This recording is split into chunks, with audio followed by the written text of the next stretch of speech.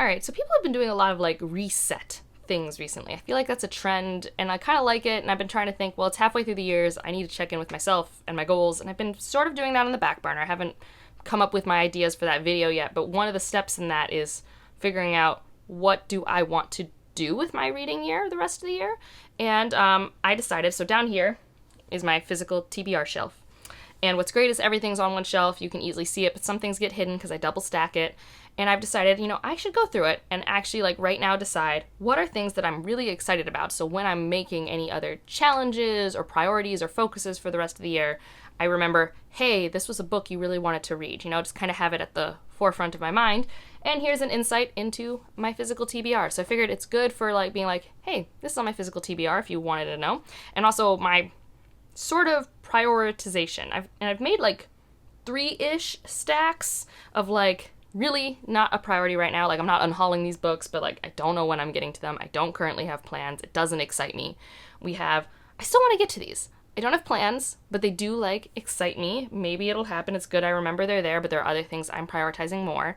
And then I have, oh man, I wish I could pick this up right now if like I wasn't reading a book. Like those are, and that stack is kind of split into 2 stacks because it got a little big, which is, overwhelming in its own way. And I figure I'll have this video and then I'll go into reevaluating my challenges for like bingo, the South America challenge I wanted to do, and just like my reading goals for the year, and like kind of figure out how much of a focus my physical TBR is in all of that, because my physical TBR doesn't weigh me down too much. Like I said, it's just one shelf. It would be fine even if it became more than one shelf. It's just nice that it fits on one shelf. So yeah, we'll start with this stack over here that has books that I'm not getting rid of. Like I said, I still want to read these. It's just like I don't currently have plans right now. So these first 3 are ones that I got in New York last summer. So we have The Red Deal, which is in nonfiction. We have another nonfiction, Angela Y. Davis, Are Prisons Obsolete? And then we have 634 Ways to Kill Fidel. All of these nonfictions I'm very interested in. I just have not been in the headspace to read them, so I still have those. Also in New York, I got The Ruthless Lady Guides to Wizardry. This was like a blind date with a book thing. I don't think I would have ever bought this for myself. But it's like a fond memory of like my mom and I got these books. And I would like to at least try a handful of chapters before giving up on it, but I don't have intentions of doing this anytime soon. Maybe if I need like a witchy adjacent book for October or something.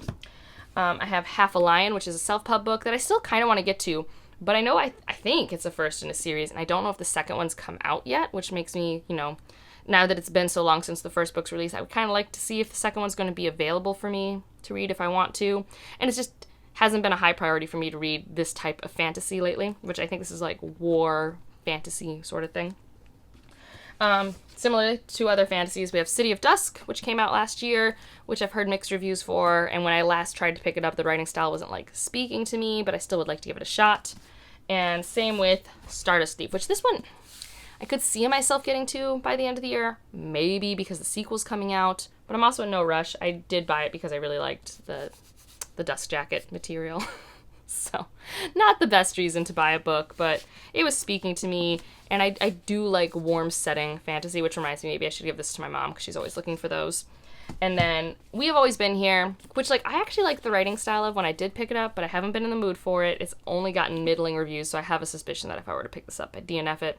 So then there's other sci-fi, though, as you'll see as we get through this video, that I'd rather get to. And then a short story anthology, The Future is Female, which I do think a second volume of this is out. Ryan got this for me a couple Christmases ago, and there are so many short story anthologies and collections in my TBR, and they're always there, and I need to figure out a solution to getting to them. But this one, of all the ones I have, is the one that I'm least likely to prioritize at the moment. So that's like the lowest priority tier. Probably along with, so like these aren't low priority, I just have them all stacked together down here. But I have my entire stack, and there's actually a few more above me, of Louise Erdrich. So I own a lot of Louise Erdrich, and I have 2 more up there that I haven't read yet. And I mean, I'm always reading at least a handful of Louise Erdrich a year, so these are like still always on my radar. I still think I would like to get to Wherever Love Medicine Is, up here. I think I'd still like to at least get to this one this year, or the start of, I think it's the Justice trilogy. So that one's tentatively, I think, always has plans. I just didn't want to take it out of its nice stack when I was making the other stacks. This one is a little lower priority because I know so little about it, but I have the entire Eden Robinson trilogy with Son of a Trickster, Return of the Trickster, and Trickster Drift. I just know very little about this, and I don't know when it may or may not fit into my plans. But they're still on the TBR. I'm not like getting rid of them. Just don't know when it's happening. All right, so now we have I'm still excited about these, but I don't like, if I had to pick one book off my TBR right now, these aren't like top contenders. So we have Brown Girl in the Ring by Nayla Hopkinson. I still want to get into her backlist. And I'm really happy I have this because it matches my cover of Midnight Robber, which I really enjoyed, even though it's an incredibly hard book to read. So like this one, I think I just know that this year I haven't been in the headspace for this type of stuff. And I've been kind of spending my capital on that on other books that I've read for other book clubs and things like that. So maybe I need to try and figure out a way to sneak this into one of those book club obligations, because I do feel it'd be really good for discussion as well. But definitely not getting rid of this. I actually have two books by the same author, and I just don't know when I'll get to them. But we have Gods of Want and Bestiary. A bunch of people in my Discord recently read Gods of Want. Unfortunately, it was during a month where my mental health would not let me read as much as I wanted to. And I did read like the first couple stories, and I'm interested in their writing style. It's very stream of conscious, and someone has just started Bestiary in the Discord and saying it's a weird time. So I think I need to be in the space for weird fiction. And, you know, I just don't know a lot about this author. I love these editions, though, so, like, they're going nowhere real fast. I just don't currently have plans. And then we have You Made a Fool of Death with Your Beauty, which I do think I have a few Akwaeke Emezi on this list. Let me grab the other one. Yeah, I have The Death of Vivek Oji. I don't know what this one's about. But I really like Akwaeke Emezi, but I've also just recently read Freshwater. So I kind of, like, want to save these. I don't know why. I feel like this is the one I'm more likely to read first because it's like the romance one, and I feel like I'm really going to like it. I do really like her writing, but of the authors I want to keep reading this year, I just don't think I would grab these first. Another short story collection that everyone recently read that I just didn't get to, and I have so many short story collections, and this just didn't make the stack of ones that like excite me because I just have so many on my like, ooh, I want to read these right now stack. But this is The Rock Eaters. I am curious about it, especially because of a lot of what people have been talking about. Like, it seems to be landing fairly well for people. I haven't read any of them yet. I just have no impressions. Like I said, I put a bookmark in it with every intent of reading, but the time has passed. So I don't know when I'll prioritize that again, especially just because I have other shiny collections that I would rather get to. The Last White Man, I don't know why I'm putting this off. I might nominate it for a book club discussion once we have a paperback, because we've read Exit West by him before. And I bought it because I really like Exit West, and I really like this cover. It reminds me kind of like the Kurt Vonnegut covers that they kind of have going around. It's an autographed copy. And yeah, I just really like his works. I have a few middle grade, and middle grade I just never know when I'm getting to. So I have 3 middle grade on this TBR. Sal and Gabby Break the Universe. This is the one I'm most likely to read, I think, because I read the first couple pages and I love Carlo Hernandez's adult work that I've been able to read. Followed by Lalani of the Distant Sea. First of all, this is a stunning cover. Like, this is beautiful. And actually, both of these were sent to me from Shannon at That's So Po as wedding presents, which was so sweet. I love the colors of this. So this one, I'm intrigued by, and I know it's one of her favorites. And then Maya and the Rising Dark, which I know nothing about. So those are my 3 middle grade, and I'm just really bad at prioritizing middle grade. Similarly, I have a young adult on this side, and that's The Ones We're Meant to Find, which I am really curious about reading. I do think this is potentially the type of young adult I will get on with. I just haven't been wanting to reach for it. And it's also, I think, dystopian sci-fi, which I don't know if I've been in the headspace for recently. I have 2 science fiction on this stack. We have The Prox Transmissions, which I do want to get to. It was kindly gifted to me by Amanda, and it's signed on the inside by a bunch of the band who wrote this. And I think Leslie read it recently and had good reviews. I just don't know of the stack of sci-fi I currently have when I would prioritize this. And similarly, August Keatco and the Mechas. I do really want to try this out. It's like space opera with music and end-of-the-world vibes. And I'm hoping the writing really works for me. And I'm curious when the second book might come out. And I just love how aggressively, like, bold this cover is. So I still want to get to this one. I just don't know when. And then I have 2 short story anthologies that I have no idea when I'll read them, but they're the 2020 and 2021 the Best American Science Fiction Fantasy, and one of them has a Karen Lord story in it. And that's why I have it. Like, one has Ken Liu, Charlie J. Anders, Victor Laval, Elizabeth Bear, E. Lily Yu, Tobias Buckle. Am I saying that right? Yeah, Buckle. Rebecca Roanhorse. Oh, this also has Ken Liu, and Yoon Ha Lee, Tochi Onibuchi, Kate Elliott, Karen Lord, Sarah Pinsker. So it has a lot of my favorite authors in these, so I should be prioritizing them. But they just stare at me, all pretty on the shelf. And before you know it, I'm going to buy the 2022 one and just... Yeah. I have a problem. I have a problem with short story collections because they just feel like the perfect thing to just grab off your shelf on a rainy day. But now we're in the stack of, I have tentative plans for all of these. I wouldn't be sad if I didn't get to all of them by the end of the year, but I actually have tentative plans. And let's see how many books I have. 1, 2, 3, 8, 9, 10, 11, 12, 13, 14, 15, 16, 17, 18, 19.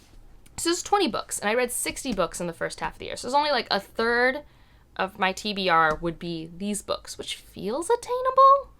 We'll find out. So firstly, we have a lot of short story collections. Let's see if I can grab them all. Yeah.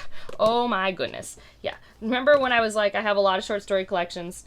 Well, in just this list alone, I currently have 6 that I really want to get to. I do think Evie's doing a like short story collection and anthology based readathon in September, so maybe I'll try and sneak those in then. But first, our newest acquisition is Lost Paces by Sarah Pinsker, who I really enjoy, and I just bought this book, and yeah, I'm just very interested in it.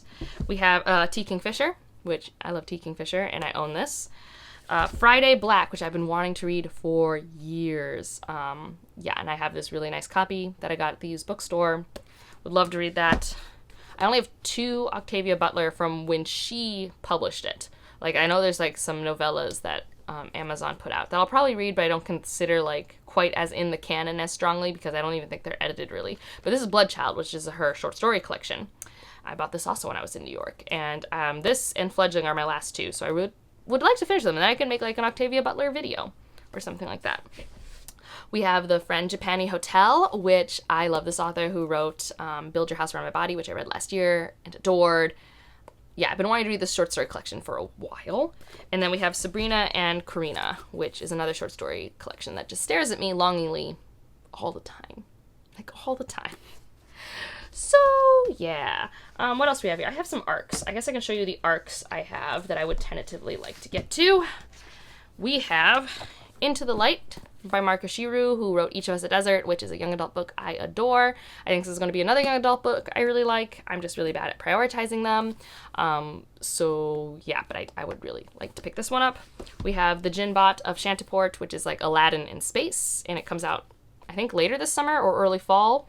And it looks like really fun, and I'm obsessed with this cover. We have The Blue Beautiful World, which of course I'm reading very soon. Actually, I'm going to have an interview with Karen Lord in September, so that'll probably go live in September at some point for you guys. I am going to be rereading the other 2 books in this series. They're like a collection of companion novels. And I'm just very, very excited.